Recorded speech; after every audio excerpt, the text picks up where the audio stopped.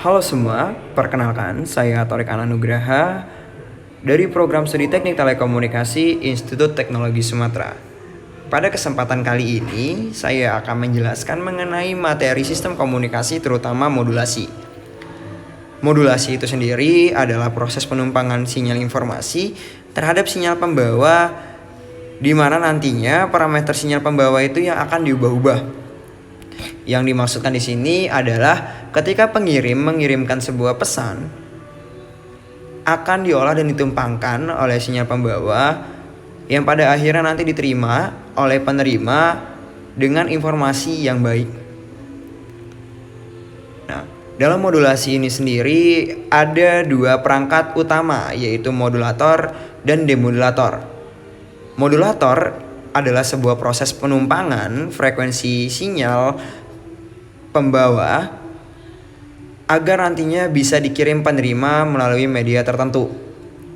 Yang dimaksudkan di sini adalah proses penumpangan tersebut akan dilakukan oleh perangkat yang bernama modulator.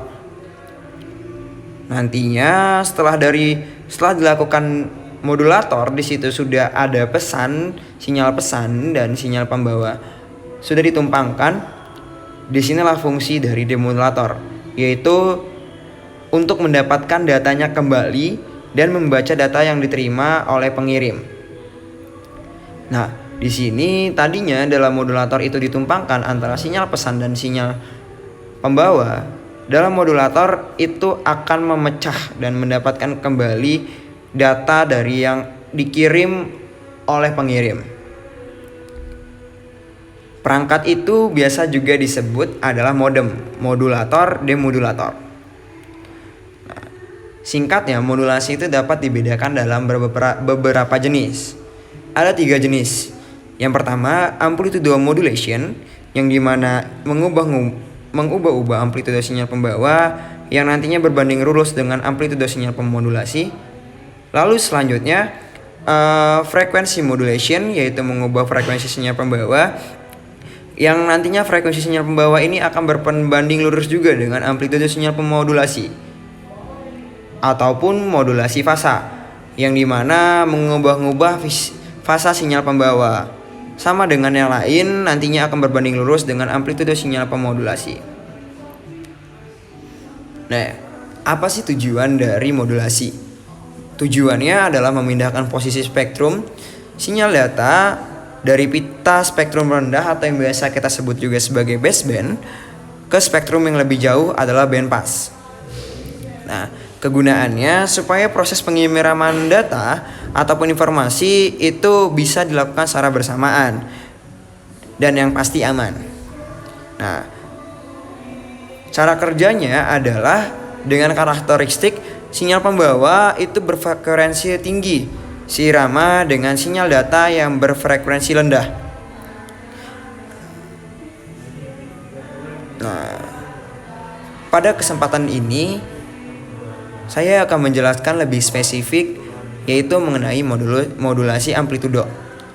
Modulasi amplitudo yang sebelumnya setelah dijelaskan bahwa mengubah-ubah perubahan amplitudo sinyal informasinya. Di sini kita akan membahas mengenai apa kelebihan dari modulasi amplitudo itu sendiri. Nah, dibandingkan dengan frekuensi modulasi, yaitu pengubahan sebuah sinyal pembawa frekuensinya, di sini kelebihan dari amplitude modulation adalah jarak transmisinya itu lebih jauh ketimbang dari frekuensi modulation. Namun ada kelebihan dan kekurangan. Kekurangannya, amplitude modulation itu sangat rentan ataupun lebih mudah terkena noise ataupun interferensi ketimbang frekuensi modulation. Nah, di sini ini adalah sebuah gambaran dari gelombang sinyal yang ada. Gelombang sinyal itu berbentuk sinusoidal. Gelombang pembawa itu memiliki nilai yang amplitudenya lebih tinggi frekuensinya ketimbang dari sinyal pesannya, yang nantinya ketika sudah masuk dalam modulator akan berbentuk dan bergabung nih proses penumpangannya tadi yang dari baseband menjadi bandpass. Bergabung, sinyal gelombang sinyal dan gelombang pembawa akan bergabung menjadi satu untuk menjaga sebuah informasi. Nah, seperti yang udah dijelaskan tuh, besarnya amplitudo sinyal pembawa akan diubah-ubah oleh sinyal pemodulasi. Di sini frekuensi sinyal pembawanya itu biasanya lebih tinggi sesuai dengan apa yang tadi sudah dijelaskan. Dan juga frekuensi sinyal itu sinyal pada rentang frekuensi audio antara 20 Hz sampai dengan 20 kHz. Nah, sedangkan frekuensi sinyal pembawanya itu berupa sinyal radio atau radio frekuensi. Frekuensi tengah yang dimulai dari 300 kHz sampai 3 MHz. Di sini sudah ada perbedaan yang cukup signifikan dan sesuai dengan yang dijelaskan yang sebelumnya, bahwa frekuensi sinyal pemodulasi itu lebih kecil ketimbang dari frekuensi sinyal pembawanya itu sendiri. Nah, ini adalah gambaran dari cara kerjanya. Sinyal pembawa itu berfrekuensi tinggi akan masuk ke modulator. Dan nantinya juga masuk sinyal data atau yang biasa disebut sinyal pemodulasi berfrekuensi rendah akan masuk ke modulator. Setelah bertemu sinyal pembawa dan sinyal data, maka akan menjadi sebuah sinyal termodulasi yang berfrekuensi tinggi yang akan nantinya dilanjutkan oleh demodulator. Berikut ini adalah sebuah perhitungan dari sinyal pemodulasi. Dapat dilihat di sini ada sebuah sinyal pembawa, yaitu dengan sebuah envelope. Nantinya di situ ada sebuah pergabungan antara sinyal pembawa dan sinyal pemodulasi, dan berikut adalah gambarannya. Nah, selanjutnya di sini ada spektrum frekuensi gelombang termodulasi. Itu akan terlihat harga amplitudo dari sisi dinyatakan harga mutlaknya. Di sini spektrum frekuensi sinyal termodulasi AM akan ada perbandingan dari sebuah spektrum yang ada. Jenis-jenis modulasi amplitudo memiliki banyak jenis. Yang pertama adalah single sideband, yang kedua double sideband full carrier, double sideband super side carrier, ataupun vestigial sideband. Jenis-jenis amplitudo modulasi di sini penggunaannya digunakan dalam tempat yang berbeda-beda.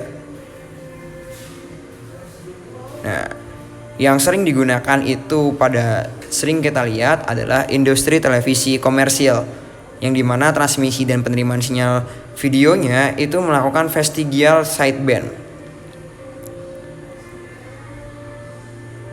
Nah, untuk prosesnya tersebut adalah tadi yang sebelumnya sudah dijelaskan, audio masuk akan terfilter dan dikuatkan oleh amplifier, nantinya masuk kepada modulator, lalu akan ditumpangkan melalui frekuensi carrier atau frekuensi pembawa. Nanti outputnya akan difilter dan masuk dalam dikuatkan melalui amplifier.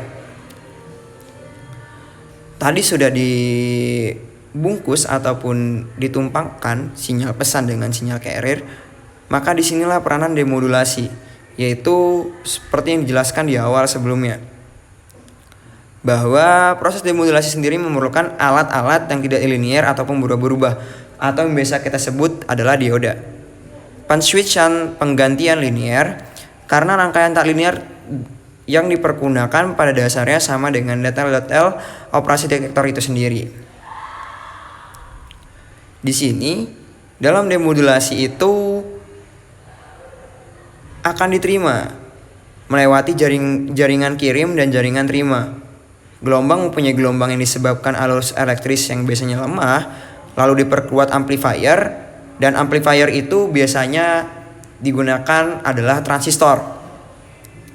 Di sini amplitude modulation sinyal akan masuk ke rectifier, lalu dilanjut pada sebuah RC. Nantinya di situ akan ada pemisahan dan penghancuran dan disearahkan yang nantinya akan menjadi sebuah sinyal informasi utuh sesuai dengan informasi yang dikirim oleh pengirim dan diterima oleh penerima. Nah, di sini juga ada indeks modulasi amplitudo, yang dimana indeks ini adalah perbandingan amplitudo puncak dengan amplitudo puncak yang lainnya, yaitu Vm dan Vc, yang dimana Vm adalah puncak sinyal pemodulasi dan Vc adalah puncak sinyal pembawa. Indeksnya adalah rentang antara 0 dan 1, makanya itu adalah ada bukit dan lembah. Selain dari indeks modulasi, dalam sebuah modulasi tersebut akan ada sebuah namanya resistor. Resistor di sini mempunyai nilai resistansi. Nantinya resistansi itu akan menekan koefisien suhu ataupun draw listrik ataupun juga induktansi. Bisa dibaca dari sini.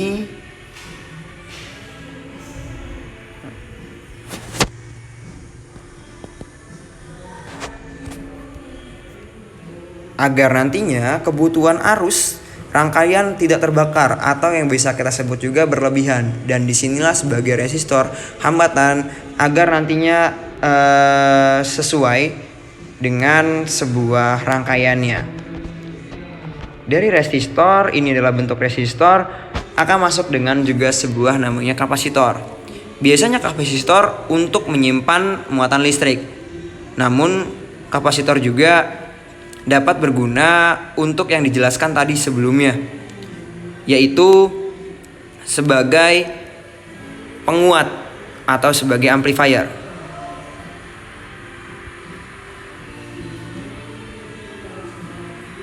Nah,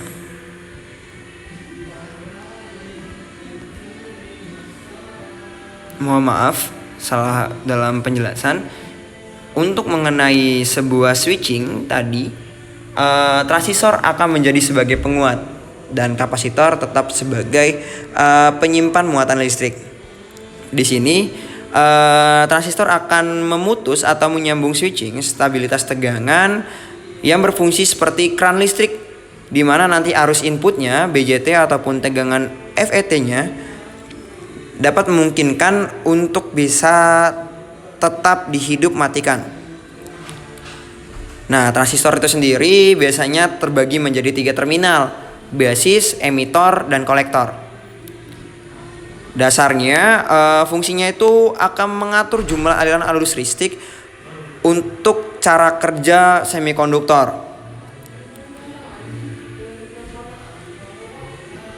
Lalu selanjutnya di sini ini adalah gambaran dari transistor. Di sini juga ada integrated circuit, yang dimana nanti integrated circuit ini adalah sebagai bahan semikonduktor.